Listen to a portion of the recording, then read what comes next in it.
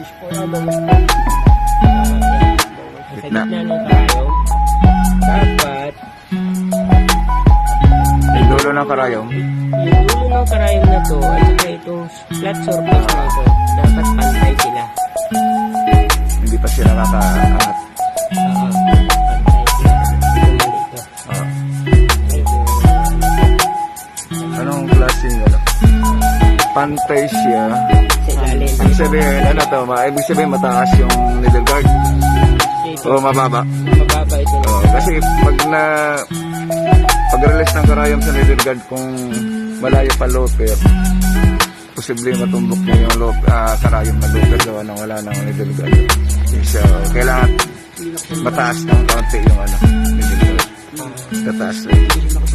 Lalo na pagdating sa makapal, hindi tayo makakaroon ng problema. Saka dinadagan kanina. Saka dinadagan. Pag hindi pulpul ang dulo ng looper mo, bali yung karayom. Nasaan na yun? Wala na. Yung needle guard adjustment. Needle guard.